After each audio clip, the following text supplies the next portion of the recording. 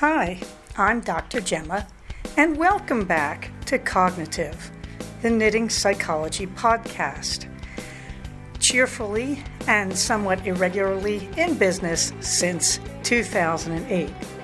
Segments today may include what's on my hooks, needles, and spindles, a strategy, something I really like, put a lid on it, oh shoot, and blather.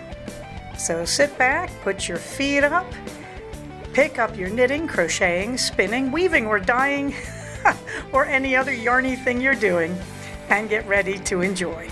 Well, hello there, it's Dr. Gemma, and this is Cognitive, episode 225 of our newer series. I think we have now made more new series episodes than we did of the original, and I think our total is probably something closer to 440 episodes, just in case anybody was wondering. But here we are at 225, and your comments are very welcome. Please feel free to comment on the blog, which is cognitivepodcast.blogspot.com, or you can go to our group on Ravelry in the Warm Thanks department. Well, first and foremost has to be Gigi Knitmore and Jasmine. Ooh, Jasmine, I put you a little in second place there, but I know you're snickering as I say this, because you guys called me when I needed it most, that I was really feeling down. Oh, let's face it, I've been a bit down since the November election, and it was just great to hear from you. And there's a lot of nice news over there, and I will leave you to follow the Knitmores to find that out. But I just hope we get to talk again soon. And I'm so grateful. And also I want to thank our own DC Elaine Knits. Good old Elaine. What would we do without you? She pointed out to me again that the last bears for Mother Bear will be accepted up to May 31st, 2025. Wow. I think I talked about this last time, so I won't belabor the point, but get those bears in there. It's a wonderful, wonderful thing. And I wish I knew how this could continue, because I cannot think of many charities that have done more unselfish, generous good than Mother Bear. So, big love to Amy Berman for years of faithfully putting toys into the hands of kids who literally have nothing except AIDS, possibly, that they inherited, unfortunately, from their parents in countries where it's still a pandemic. In the meantime, many thanks to Pearl Soho. I love Pearl Soho. When I don't know how to do a technique, I always look at their videos and blog first. Well, I have to say, too, I also have to apologize to Petite Knitter, because I went back and looked at the instructions on Make One Left, and I've been doing it wrong. So Petite Knitter, I think, got it right, and I got it wrong. I'm not going to go into why I got it wrong. The joke of this is, I thought Petite Knitter was getting it wrong, so when they were saying Make One Left, I was doing what I thought was Make One Right, and it was making one left. So I got lucky. I mean, it looked right on my sweaters, and I think this is why I wasn't catching on to the fact I was getting it backwards. So in other words, I thought Petite Knits got it backwards, so I backwarded what Petite Knits was doing. Yeah, see if you can figure that out without burning your brain out, okay? Anybody who now has smoke coming out of their ears, stop the podcast and drink cool water for 5 minutes and then come back. I also want to tell Knitter with Attitude, what a kind message. You know, if I get to Minnesota, I'm going to look you up. There's a whole bunch of friends who've moved from California that I'll be looking up as well. I'm not sure how the Minnesota thing is going to go, but we don't put the beloved son on a train and just send him. He's our only duckling, you know, and we just couldn't survive if we did that. If the kid goes to Minnesota, we're going to Minnesota. I'm not sure how it'll work out, because we have 2 years on the ground in California for him to get a community college education from what is probably the single best community college system in America. That's one thing California has really gotten right. And as always, I want to thank my community in this group, on the ground in the Santa Clarita and Antelope Valleys, and on Reddit. Hooey! Oh, by the way, speaking of that, I haven't talked much about CFR 11, but I did hear from our own Loretta 1031 here, and she was talking about bringing nail polish to CFR 11. Well, if Loretta says she's coming, that means we're having a CFR. That's all I got to say about that. In the meantime, what is on my hooks and needles, you may be wondering? Well, I haven't finished a darn thing because I'm sweatering frantically, as you know. This means that in terms of the stash toss, it is 17 skeins in and 14 skeins out. True, I'm on my third skein for the Estrella sweater, and I'm on, I think, the third or fourth skein for the Llama Love that I'm doing with no Fair Isle in the beautiful Virgo in Malabrigo Rios. So hopefully we're going to be cranking up that stash toss. I have to tell you, of all the things I have done to train myself to use what I have instead of buying more, the stash toss, which I think is now in its third year, this has been the most effective. So if you want to figure out how much yarn you're using, this is the way to do it. I'm going to say, too, that I've seen it done two different ways. I remember Jasmine Knitmore doing it by yardage, which is a perfectly good way to do it. I don't do it that way because, number one, I'm lazy. Number two, when you have leftover bits of a skein, what do you do with that? I don't include them in the stash toss. I throw them in the extra yarn bin, although I make sure they're clearly labeled. I have tags all over the place to do that. And so I count them as gone. And so a lot of times when I'm knitting a scrap project, I don't take anything out of the stash in the official stash toss numbers. Okay. Having said that, I find the skein system easier, but if you're into yardage, definitely. And if you're competing with Boston Jen, you probably really need to do yardage because that girl is serious. Meanwhile, here we are in what was supposed to be Mending March, or Making It March, but let's call it what it really is, Women's History Month. Oh, look at that. Apple and Google took that off their calendars. Just saying, if there was ever a reason that I want to work on reducing my dependence on corporate entities, it's moments like this. So here we are in the middle of Women's History Month.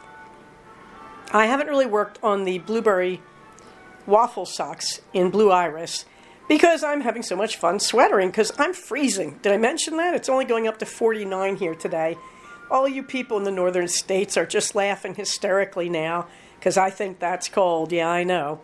Well, that's the way it is. Remember in California, though, we don't properly insulate our houses because we're not too bright. I mean, we don't have cold weather. Okay, having said that, the Virgo sweater, hooray! This is using the pattern by Megan Regan, Bad Wolf Girl Knits, and the pattern is called the Single Llama Love in the 41-inch size. And that right there is why I'm using it. It's that size. That is the closest I've gotten in size to myself. So I have divided for the sleeves, and I'm working my way down the body. I just started a new skein. I'm very happy about that. I'm really thrilled with the Estrellas. This is another Megan Regan number. Now, I did this one in 45 inches because there was no 41-inch size. I think it went from 38 to 45, which makes me unhappy, but I think she thinks it works better for some reason for her patterns. If you actually do the math on her repeats, Megan always works in a 20-stitch repeat. So no, you can do the 41-inch size, but for some reason, she does not reproduce that in her later patterns. I have no idea why. But you should know that when you're looking at the collar, the sizes around the yoke are increasing in 20-stitch increments. So yeah, you can do a 41-inch. Having said that, I did the Estrellas in a 45-inch. I'm not really sure why. I'd love to tell you why. I think it's because it had only a 45-inch and I was feeling too lazy to figure out where I got the 41-inch size, which is the Single Llama Love that fits me the best of every sweater I've ever made, just saying. Okay, I did it in 45 inches. And I got off the yoke, and you can see looking at it that the yoke, even unblocked, is just going to be wide for me. I'm good with that. I really am, because over time it'll shrink itself with use and all that. The body, even I could see, was just huge on me because I have a 40-inch chest, and so the most I want to wear is a 43. And for some reason, the universe doesn't seem to realize that us women with 40-inch chests exist. Nobody does sizes for us, so I can't get after Megan for this one. At any rate, so, I did what you do. I did it, and I took into account how I am built as a 64-year-old woman versus how I was built as a 34-year-old woman. I am older. My chest has dropped, as older women's chests will, particularly after they nurse a baby for a long time. So you may have to adjust what I'm about to say based on where your chest is living these days if you're a girl. But it works like this. I figured under the armpits, I gave it about 3-4 inches for my chest. I would not have gone that far when I was younger, but I will now. And then I just started to taper, which is I had the side seams marked. No, there's no seams, guys. It's a top down and I'm knitting it seamless. But where they would be, under the arms, I had those marked with stitch markers. And what I did was I would work to the stitch marker, and then I think I was making one left, and then knitting the last stitch, moving the marker, knitting the next stitch, and making one right. Depends which way you're facing, up or down. I'm not going to no, I was making one right, then the last stitch before the stitch marker, then move the stitch marker, the first stitch on the next half, and then make one left. That's what I was doing, okay?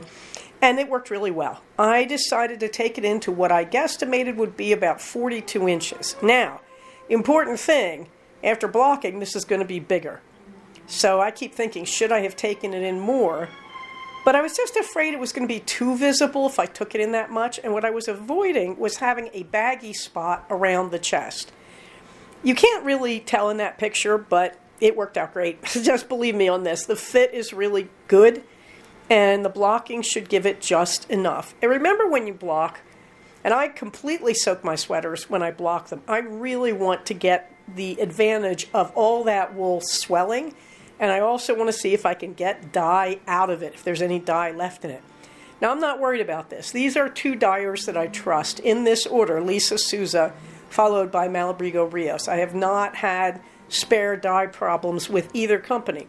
I will say, whenever you do a really dark color, that's where you got to be careful. So, you put that stuff in the water, and if you see the water turning dark blue, take it out, drain the water, right away. Don't let your lighter color sit in that blued out water. Am I expecting this? No. I'm trying to think if I've ever done a color this dark from Lisa. I don't think I have, but I trust Lisa Souza. I just think she's an extraordinarily great dyer. In a world of good dyers, I think Lisa's one of the greats. And you bet your arse I'm buying her yarn and her fiber before she retires, kids, because she's in her mid-70s. So I am stocking up shamelessly. I can sell it later if I don't need it, but it ain't coming back when Lisa retires, where I'm going to find good workhorse yarns. Anyway, Malabrigo Rios. All right. Having said that, you can see my sweater, and it's a really good fit. Very, very happy with it. So as we speak, I am working on one of the arms. I say one of the arms because I did not do any German short rows to raise the back of the neck on this sweater. Now, I do that typically when I make brick sweaters. And I didn't do it on this sweater, and I didn't do it on the sweaters right before this, the vest or the sweater. Can't remember which sweater that even was because I'm focusing so hard here. And I want to say it worked great. It worked great because one of the things I have compensated for, when I was making the bricks, those necklines were coming out really, really wide, despite the rest of the body fitting. I did not like the necklines on the brick. The Llama Love neckline and the general neckline in the sweaters by Megan Regan fit me much more nicely, much more the way I want them to fit. So anyway, all that being said, I'm on a sleeve, doesn't matter which one. I haven't worked on anything else. I think I did like a stray row on the September sweater, the crocheted one. That one's going to take like 12 skeins, but these are small skeins. So that'll look very nice in the stash toss count, I'm just saying. I haven't been doing the quilt squares because I had a pile of 10 of them pinned together, and they fell off the side of the arm of my couch. And I found 3 and haven't found the other 7, and I just said, that's a sign from the universe, give it a break. On to Dizzy Blondes. Well, I had to do a temporary halt on Dizzy Blondes, on spinning, because right now my sinuses are a disaster. But I was well through the second of my 2 4-ounce braids of Black Bowie Shadow from Lisa Souza. Again, lisanit.com. This is a BFL, Blue Faced Leicester, for those of you who don't know. And I'm really enjoying this. And, my latest order from her is here. Oh, God. And you can see it in the picture in the show notes. I did not get another Black Bowie shadow. I don't believe I did. What I got was more of the Giverny, which is the blue-green in the background. And then I got that wonderful persimmon. But the reason I have the braid of the Black Bowie shadow is Lisa thought that she might have that is felted slightly, some of the green blue. So she sent me just that free bag of cashmere, and it's dyed pretty close to the Black Bowie shadow. You know what this means, right? I thought I was going to apply the Black Bowie shadow with the silk blend I have, and I've talked about that as the camel hair silk. And now I'm going to also have to blend it with the cashmere. You can see where this is going. That was going to be a hat for a friend. No, I'm sorry. This is turning into a pretty luxe sweater. In fact, what I think it's going to be is a vest, not a sweater. Because I just did a reddish sweater. The Sweetheart. That's the one I was thinking of that has the great neckline. Anyway, I just did the Sweetheart. So I have a reddish sweater. I do not have a reddish colored vest. However, I also have enough of the red from the Sweetheart sweater to make a vest. Decisions. That may just turn out to be a plain old red brick. Hey, Gemma, why don't you just make it into smaller things? Don't be daft. If you have enough to make a sweater, you make a sweater. Because as I mentioned, we have moths in California. Now, I'm not having too big a problem with the moths, but I have been mothed in years past to a point where I make extra sweaters, and I count on losing sweaters to moths. Now, before you all get onto the tragedy train here about me losing sweaters to moths, let me clarify for those of you with shorter memories or who have been listening less often or only started listening more recently. I think we got moth faded about 10 years ago now. What is this? Yeah, something like that. And it was great because I had all this really ugly stuff I had made when I didn't know what I was doing, and it didn't fit, and it got mouthed, and I threw it out and said, oh, alas, alack. And then I got better at my skills. So doggone it if those moths didn't do me a favor. But I did make my first brick, which was in a beautiful Malabrigo Rios colorway, Archangel. May I say the pooling was a nightmare and the colors didn't look that great on me. I wasn't that sad when the moths got it, but I was kind of shocked because I thought I had it in a foolproof storage system. Well, we all learn better with time. It went to Goodwill. It was mended, and then it went to Goodwill after being, I think I put it in the microwave or something to try to get the moth out, but I just said, I'm getting it out of my stash. Once you've been moth faded, you just get rid of it. You don't take chances with it or try to heal it or fix it, because my moth evasion was bad. Anyway, since then, I have found reserves of yarn because I did not stash toss routinely enough. Take that as a warning, to stash toss at least once a year. And I found stuff that I didn't know where it had been, and it was in the back, and it got moth faded. Moth dust all over it, dead moths, the whole bit. So I've lost a lot of hand spun. I've lost a lot of things to moths. Now, this hasn't happened in a while. And one of the things we found out was the moths were coming from my husband's collection of woolen sweaters that he never wore, never looked at, never took out of the closet. Yeah, that's a recipe for disaster. So those guys are all gone, and our moth problem seems to have gone with them. But every time I see a moth, I do go into a panic. My goodness, that was a digression. For those of you who are wondering, currently I'm spinning on the Electric Eel 6.1. Maurice, who makes these things, has acknowledged that the motors on the Electric Eel 6.1 are just not that powerful. He upgraded the wheel. He now is making a wheel that is cast in a mold instead of printed with a 3D printer. And I believe this costs a bit more. I forget the name of it, and I don't care. Because right now I've got 2 Electric Eels, and I've got at least 2 of the Nanos that are working well. And I'm just happy. But I will tell you with the Electric Eel, it is not unusual for the motor to stall after a certain amount of use. That's okay. Often I just restart, turn it off completely, and then restart, and everything is fine. But I am going to warn you, because if you're going to get an electric spinning wheel, and that kind of thing is going to make you crazy, then you want to look at the big, heavier wooden ones, like the Hansons or the Ashford or whatever. For what I do, and for the fact that I like to carry my wheels around, most notably in padded lunch boxes that I found on Amazon, the Wheels by Maurice work really well. I cannot tell you how wonderful it is to spin on an airplane with a Nano. It's just amazingly comforting. Although you can also take an eel on an airplane, because the circuit boards are not engines, so they won't set off security. Oh, the time I took the Ashford e-wheel through security in New Jersey at 4 in the morning, and everybody had to stop while I demonstrated how it worked so that they wouldn't believe it was a bomb. Anyway, speaking of better technology, let's get on to the strategy. There is a trend in American culture right now to treat productivity as a dirty word, and I understand it because I think we've all worked for companies that drive us into the ground with the logic that we are replaceable. Particularly the lower level workers always have this problem, and so you're driven into the ground with productivity.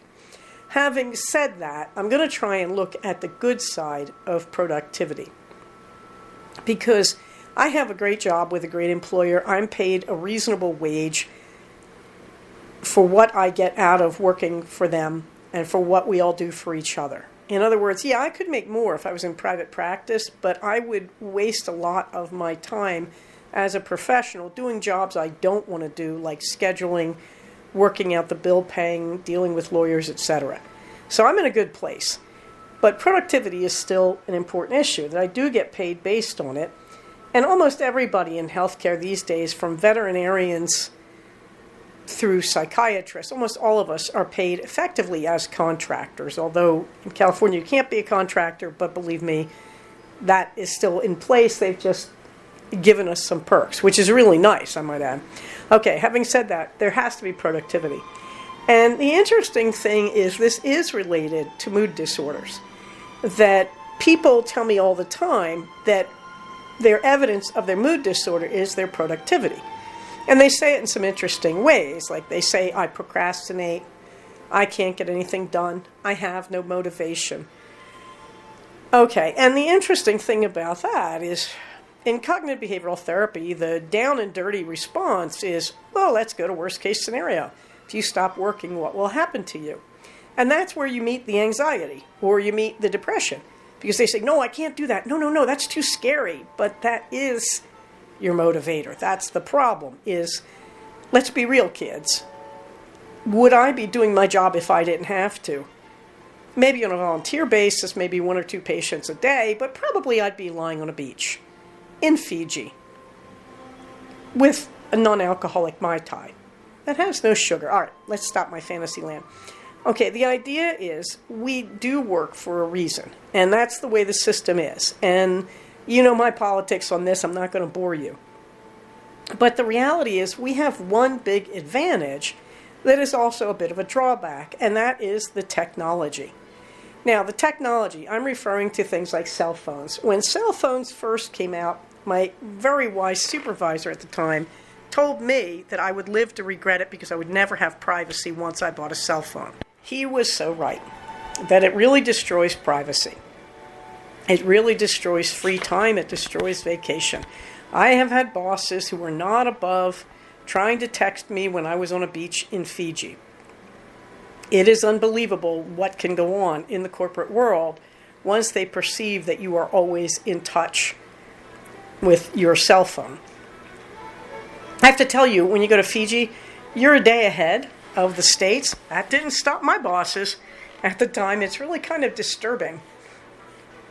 Ironically, it was the executive administrative assistant who put a stop to it. She got angry at one of the bosses for doing that and literally just refused to send the messages and told me about it when I got home.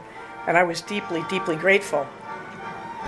Okay, so yeah, we are burdened with this technology that is a little too good and that interferes with our free time and our relaxation. And certainly you have to put boundaries on that. And certainly I spend a considerable amount of time in therapy teaching people how to do that. Something I wasn't trained to do, but that has become inevitable. So when we talk about technology and time management, we've got this very complicated animal that can be used to torture us and to drive us. But it also can be used to motivate and help us because it can solve a lot of problems. So the next time you're saying, I can't get motivated, I would tell you, use your technology. The next time you say, I can't do this or I'm going to procrastinate, use your technology.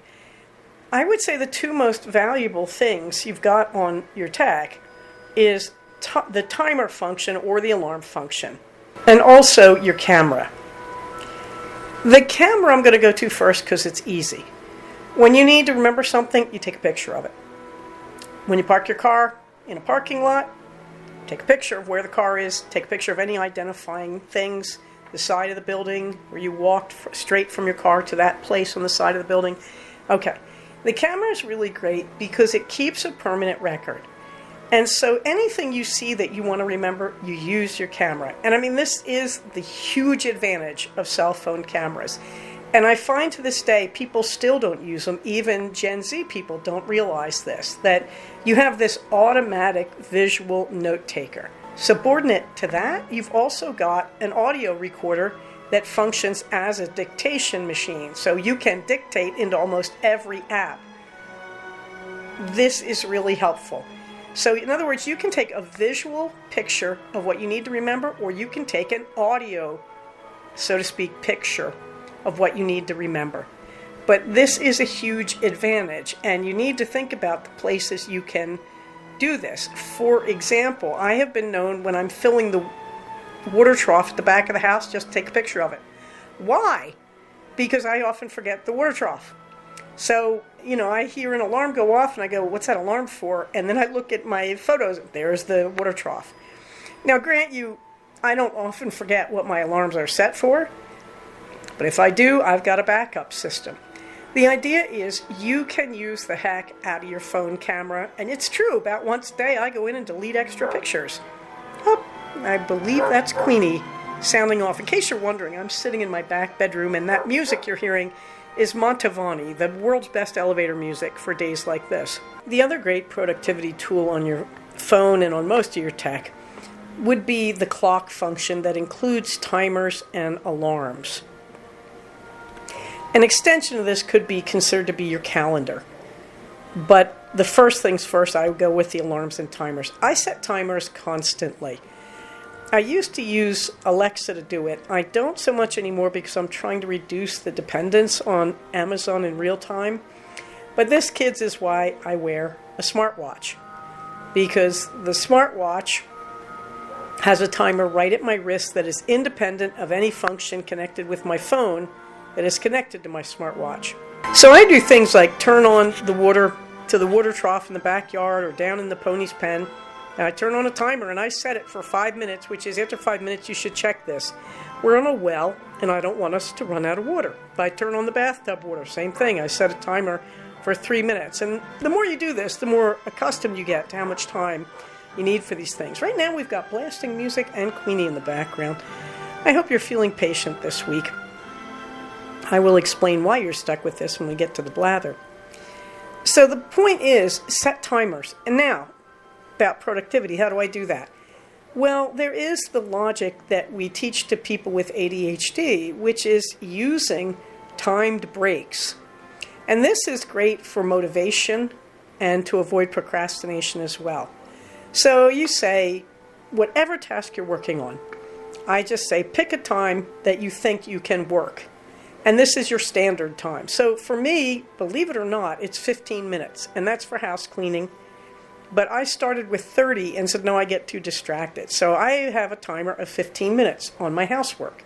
I literally set the timer on my watch, and then I work till the timer goes off. And then I get a break. And depending on the day, I may vary the time of the break, but my standard break is about 10 minutes because I don't see housekeeping as all that critical. But if I do some housekeeping, which is the thing I hate most in the world, frankly, and then I take a 10-minute break, usually I have the time in that 10 minutes to think, do I want to continue this, or do I need to switch to another task for 15 minutes, take another break, and then come back to the housework? Now, there's an interesting principle in the world of ADHD that I think is useful for everybody, and I think it's called the 80-20, where you're going to get 80% of your successful work done if you have ADHD in the first 20% of the time you allot for it, believe it or not. So what does that tell you? It means stop doing long periods of work. You're getting diminishing returns after a certain amount of time. And you have to work that out for yourself, what that's going to be. But this is a really good way to help you avoid procrastinating. To reformulate it, the logic works like this. I know that I hate to do housework. But if I tell myself, look, I only have to do it for 15 minutes. I can do anything for 15 minutes that I don't like. And then I set a reward for myself, which can just be I get a 10-minute break after I do 15 minutes. And I don't have to have anything much beyond that, but I may say I'll go out and get a drink of a flavored sparkling water or whatever. Okay, no big deal. But the idea is, instead of, I got to do all this house cleaning, what I'm doing is I'm going to get a bunch of things done while taking reward breaks in between. Okay, I'm going to admit it. I just relocated because Queenie heard my voice and she was sitting right under the window that I was sitting by in the master suite and barking. So I'm just going to frustrate Queenie here. Okay, so the idea is people say, well, I procrastinate. Well, sure you do, because you're thinking about a job you hate and how it's going to take forever. But if instead you were thinking about, this is something I'm going to succeed at, I'm going to get it done, I'm going to do it in bursts and take breaks, and I can get through it this way. That's how you avoid procrastination. That's what we teach to people with ADHD. And you say, well, I don't have any motivation. Well, motivation is scarier. You've got to face facts. I have to do this or I'm going to lose my job or I'm going to live under a bridge, whatever. Frankly, terrorizes you enough in some cases, but it can be much more subtle than that. Sometimes my motivation is just if I finish this, I'm going to go get a can of sparkling water out of the garage, whatever. The idea is your technology will help you with this, and this is an advantage we have over previous generations, that we have this so available. And if we're going to be burdened with phones and with constantly being accessible, then we might as well start using the advantages. And by the way, I'm a big fan of smartwatches as well. I understand if you don't want to buy from Apple or Google, there are a lot of other companies out there. What am I really talking about here? I'm talking about procrastination and motivation because that's what I'm hearing the most right now in my practice, which is very interesting to me. I also have a much healthier practice, by and large, with a few exceptions, than I've had in years past. Meanwhile, you can still find the links to the Social Security Administration website and to the credit freeze information and the credit report stuff. I assume this is just for Americans, but really, if you knew what it was like to be here right now, you'd understand why I keep carrying it. Oh, shoot. Oh, I defaulted on the Shamrock run, and now I will admit it because I'm sick. It is, as I record this, Monday, March 17th at 2:18 p.m. Happy St. Patrick's Day. I'm Welsh. I don't really care about this that much, but I know a lot of you get a big thrill out of this. Why not? Here in Women's History Month, just saying.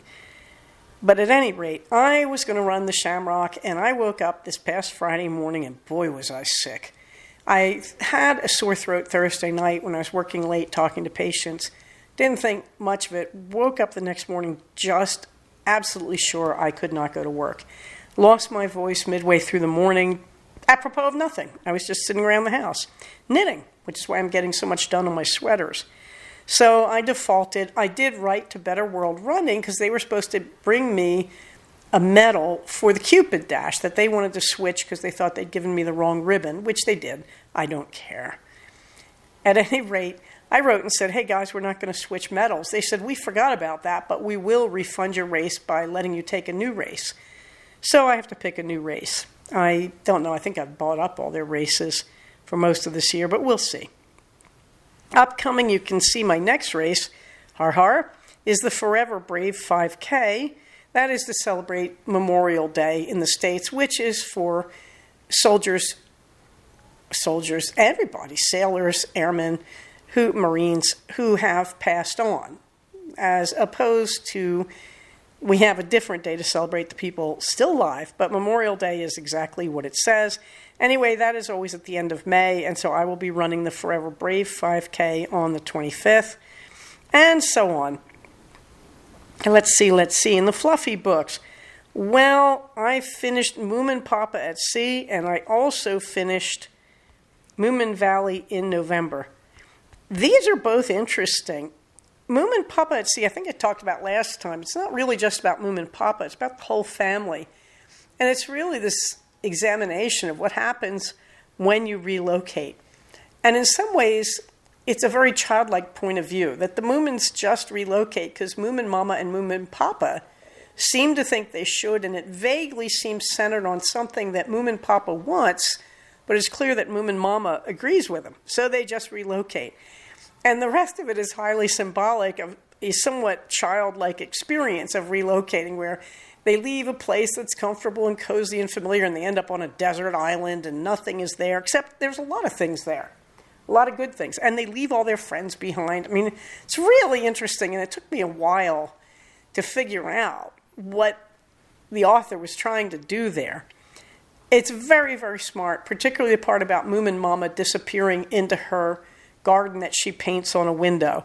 Very, very interesting, very smart. It is not the happiest of the Moomin series, and if that didn't make you unhappy, you can move on to Moomin Valley in November.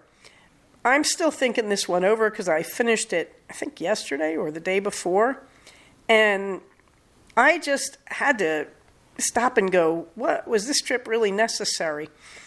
The characters are not the Moomins. They're the friends of the Moomins. Now, we've lost the Snork Maiden and her brother, and we've added a guy named Grandpa Grumble, who I don't remember from the other books.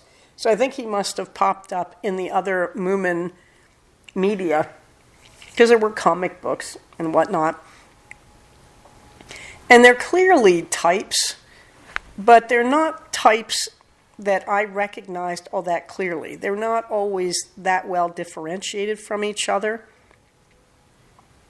And it's really what happens when they go to the Moomins Valley and the Moomins aren't there. And they're trying to fill in the gaps left by the Moomin family. One of the things that did emerge was how the Moomins themselves are very stable people and very accepting, tolerant, and loving. And when you take that out of the community, even the hardcore nice guys like Snufkin get grouchy and confused. So I'm still really thinking about it. And it's a long story how it ends, and I don't want to ruin it for you. But it's very interesting. Okay, I finished, from Georgette Heyer, I finished Frederica, which I really, really liked, and I talked about last time. I finished Charity Girl. Charity Girl was okay. It is one of her last books. It's a much reduced version, frankly, of Sprig Muslin. I liked Sprig Muslin better. I just thought Sprig Muslin, despite really disliking the heroine for the first part of the book, was worth it just to get to the ending. The ending is hilarious. Charity Girl also, at the time that Heyer was writing, a Charity Girl was a really interesting creature that was a slang term for working girls in the early 20th and late 19th century. And they were a new class of worker, independent girls who had jobs. And they learned that they couldn't have fun. They had no money. They were deeply underpaid compared to men of their own age. They were treated as non-professionals even when they were professional. So often they made liaisons with working men who would take them places and buy them things, which sounds like prostitution, doesn't it? And in some cases it was, but in some cases it was really just a dating service, a social arrangement without the intimacy. And it goes the whole gamut of that. But Charity Girl was the name for those working girls who did have sexual intimacy with their male sponsors. Now, Georgette Heyer has to know this when she writes this book. I believe it's first published in 1970, so it's a little late for the slang, but I recognized it, and I was born in 1960, so I'm pretty sure Heyer would recognize it. I did check myself to make sure it was what I thought it was. Charity herself is not that, but I think the title is really meant to point the reader in the direction that Charity is an innocent, and she is always verging on this risk. And the only reason she doesn't have it happen to her is she meets the right guy who decides to protect her. Very much like Sir Gareth over in Sprig Muslin, just saying. I didn't find it all that memorable. I went through it fairly quickly, listening at night, but also listening while I was knitting this past weekend. And I wouldn't call it particularly memorable. I'm really not sure what she was trying to get at because it's so reminiscent of Sprig Muslin to me that I really couldn't separate it, right down to the fact that the real heroine in Sprig Muslin is Hester and is Hedda in Charity Girl. I mean, she knows that she's real close to what she did in Sprig Muslin. I feel like she's trying to rewrite Sprig Muslin, but why, I couldn't tell you. Now I'm in the latter part of False Colors. False Colors is very popular among fans of Regencies as a funnier Regency. I don't know. I'm not seeing the humor in it, but it's very interesting. It's not unlike Shakespeare's Comedy of Errors. It's very intriguing because you have a pair of twin men, and one just steps in, the responsible, dependable one, steps in for his older twin brother who is the heir to the estate. It's pleasant. It's enjoyable. It's not ranking as outrageously funny. I think there are books that are much funnier. I think Frederica was much funnier. The Grand Sophie, Talisman Ring. But it's good. It's good. I don't know why it didn't come across as lighthearted to me as some of the other books. Now I'm getting to the very end, and she's taking a long time to resolve it, which is nice. I think it deserves that. It's a good plot, and it gets very complicated. And I'm enjoying the end more. I think part of it is Heyer herself sounds like she's having trouble believing in her own premise. I have a feeling this one's going to do a lot better on a second reading. Just untangling as I was going was part of it. Something I really like, well, right now there's a lot of things I really like because I've been sick. And to my surprise, I was drinking the Rejuvenation Blend tea bag, the second one, that I got in my advent calendar from Plum Deluxe. And I have to tell you, I was having a terrible time with my throat and with coughing until I started drinking this. So I made a lot of cups of tea out of that one bag, and I'm deeply grateful. So definitely something I really like is the Rejuvenation Blend. The other thing I've been enjoying is simply my cup heater, which is a little plug-in thing that is just a disc with 3 different intensities, and you put your mug on it, and it starts heating your mug. This is sitting on the floor by my rocker in my knitting nook in our master suite, and I must say, I've really, really enjoyed it. But what I started to tell you I really like is a book that was recommended by, I believe, our own Danny, Pirate Yarns, which is The Lost Flock by Jane Cooper. I did not expect to fall for this, and I could not stop listening to it. This is a woman, I think it's because it's about a woman my own age, essentially. She's a little bit older than me, but I really glommed on this because she's a late middle-aged housewife living in Newcastle in England, and she's a knitter, and she gets interested in spinning and starts being curious about rare breed spinning. And she ends up, through a complicated chain that she will explain, buying a farm in Orkney. Now, her husband is an anesthesiologist, and she's very clear that he funds this until she gets the business up and going. But she gets a farm in Orkney, and she starts locating what she considers to be a heritage breed of sheep from Scotland. Now, Americans, listen up. When you go to the north of Scotland, okay, not easy to get there. Last time I went to Edinburgh, took a train. There was only one train, one way, once a day, and one train the other way, once a day. You go up to John O'Groats, which is the northeast tip of Scotland. Then you take a ferry over to an island, which is the biggest island of the Orkney archipelago, and it's called the mainland, just to keep you confused. Okay, and I believe she goes to live on one of these smaller islands that has a good connection to the mainland by ferry, if I'm understanding her. Because at some point I was confused whether she's on North Ronaldsay or she just visits that as her first trip there to the Orkneys. I don't know. At any rate, you want to read this. She goes on this journey to find a good genetic pool of the Borroray.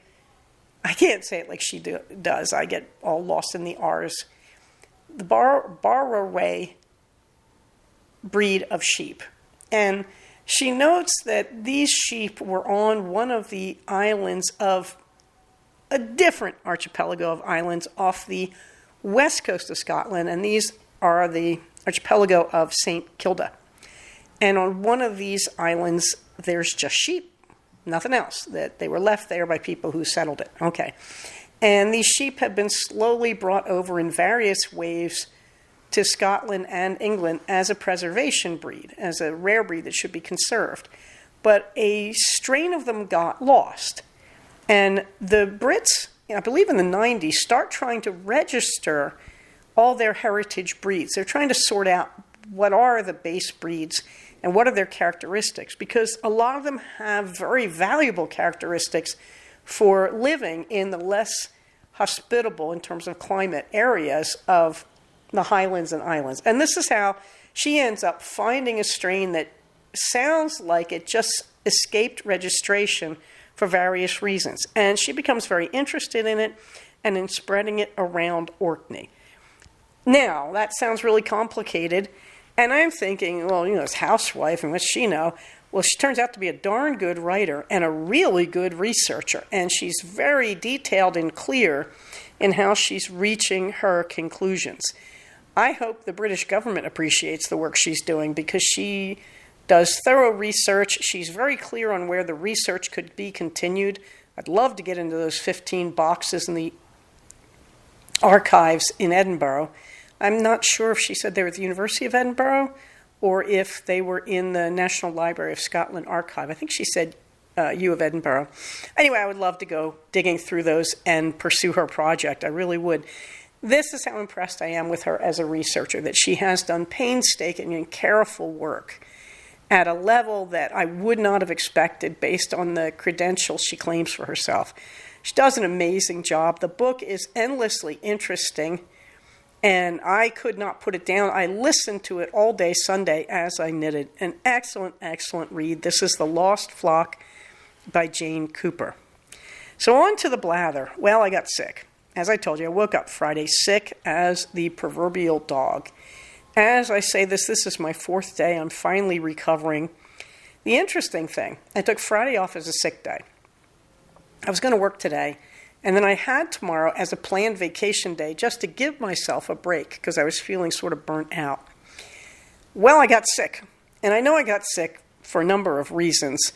Probably something Junior brought home as a bug, And also, I just had a high-stress set of patients, and they have left. They've gone off, and I've replaced them with really nice people, and I'm much happier. But I think this is the sort of blowback from that whole experience. As it turns out, I took Friday off. I'm taking today, Monday off, and I have tomorrow off as a vacation day. So I'm giving myself a 5-day break. Boy, is this wonderful. I can't tell you. This is like having 3 Saturdays in a row. That on Friday I had a Saturday, and I woke up on Saturday feeling terrible, having asthma attacks, everything, and said, okay, this is really Saturday. I woke up this morning and said, I have today and tomorrow off. So this is a Saturday too.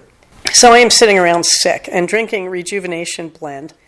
And I have found I feel better while I'm eating very small amounts of food. I was nauseous on the first day. Do I have COVID? No. Do I have flu? No, I don't think so. I think I just have this either RSV or some raging cold. It went from my head to my chest, and now I'm just letting it work its way out of me before I go back to work. In the meantime, my son had a call back to be the conductor for the train in the very beginning of The Music Man. So he spent a few days walking around doing All Aboard River City. It was very nice. So we're waiting to find out tomorrow if he's going to actually have any kind of role or if he's just in the chorus. We'll be happy with whatever he gets because he's having a blast working with this local theater group for teens. Here we are also still in Lent, if you're a Catholic, and We just had the Amazon boycott last week, but I've decided my project for this time is reducing my reliance on big corporations. What I'm really learning that surprises me is that this is a relief. I didn't realize how I felt so dependent and how I felt sort of at sea at the idea of the boycotts. And to be honest, no, what's happening instead, it's just simpler. I feel like we're kind of getting our priorities straight. And I have really walked away from late night shopping. I'm really just enjoying it. I'm looking at what we subscribe to, mostly from Thrive Markets, which makes me happy to say. During the quarantine, we were getting a lot of our dry goods from Amazon, but the beloved is very happy buying a few things every week from local grocery store chains, and we're looking into which one of those feel good in terms of DEI and employee practices. So far, I think we're using Albertsons, and we're happy about that. But to my surprise, this whole boycott thing for us is going pretty easily. Now, I have to be clear, this has a lot to do with where you are physically, economically, and age-wise. We don't have little kids. We don't have a lot of need for more specialized products for kids. Basically, we're 3 adults in the household. So I don't want to judge anybody. I don't know how I would have done this when my kid was younger. And I literally don't know. I'm not saying, oh yeah, I was more dependent on Amazon. I don't think I was, to be honest. I don't think we had the idea of subscribing to things at that point. I simply don't remember. So I plead ignorance here. But I don't want to judge anybody, because if I had little kids or if I lived inner city or suburban, I don't live either. I'm out in the hinterlands. Surprisingly, we don't get a lot of deliveries out here, so that does increase dependence on things like Amazon unless you want to spend a lot of money on gas. Now, the reality is, when you live in a rural place, the rules aren't that different if you're being shrewd from living anywhere else, which is, you don't go out unless you need to go out. You plan your trips to cover as many bases as possible and to only be required rarely. So we're not going to spend a lot of money on gas because we're not going out that much. When we do go out, we try to make it count. That really applies anywhere you live. The only difference is we can't just catch a bus to get to a store. If we were a one-car family and the true love is out with the car, I can't just catch a bus. So we do have to be a 2-car family, and that does complicate things somewhat. Now, we are effectively a 1-car family. We don't use the second car a lot because I work from home. The second car is really a comfort thing, that if the first car breaks down, I have a way to go pick them up, from wherever they're stranded. But at any rate, this is a complicated way of saying what I've learned has surprised me, and that is there's a lot of relief in this. In telling myself, no, I don't want to do that. No, I don't want to spend my money that way. Well, you'd think that's inconvenient, except it's not. It really is just making me think through things instead of taking the easy way out. And by thinking through things, we've actually saved a lot of money since the beginning of Lent. So I think the surprising thing is, for us, this has worked really well. In the meantime, all the usual stuff is there on the calendar, the community resources for various books and skills and resources for knitting and crocheting and fiber arts. And there's the calendar of events in the Santa Clarita Valley. And there's my calendar for running, which is a repeat from I'll Shoot Above It. And Minerva's going to get the last word. And you can see in the show notes, Minerva, she is lying on one of my crocheted rugs from local churro wool that I just crocheted straight into a rug. I did not spin it. And on top of that is a towel, and on top of that is Minerva. Now, what is that towel doing there, you say? Well, it's being in reach of me when I'm in the bathtub. But Gemma, Minerva's on it. Yes, that's the problem. Our bathtub is lovely. On one side of it, it's a big sunken tub, I should say, with no jets, just a big soaking tub. And on one side of it, there's a broad shelf that is up against the window. And Minerva has towels there that she can lie on so the surface isn't cold or hard, and she can look out the back window while I'm bathing, and she often does.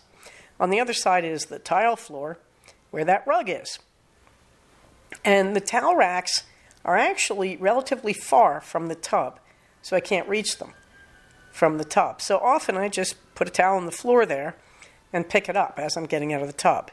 Except Minerva has decided in the recent cold weather that this is a lovely place to lie because the towel is warm and soft, the rug under it is warm and soft, and the bathtub is warm as she's leaning against it there. So the result is I have had one towel on that floor for about 4 days and I can't get her off it. And Minerva's last word on this, to me, this is an inconvenience, but I think Minerva would correct me saying, "Why have you forgotten my bath towel for so many years? Here it is, and here it stays." If you pay attention, you will see in that picture Minerva's characteristic gesture of ownership. That is, she puts one forepaw out, stretches it way out, and digs some claws in. She's just about to dig her claws into the rug. That is her gesture of, "I own this bath towel." Never forget that the way we see our world is not the way they see our world. Having said all that, remember, we are a community. When we work for the good of the community, we are protecting the good of the individual. So everybody, please take care of yourself. Get all your vaccinations. Do what you have to do to be safe during this particular time of year. Most of all, everybody, stay safe, take care of each other, and I will talk to you soon. Bye-bye. So we have come to the end of another episode of Cognitive. Please do not use this podcast to diagnose yourself.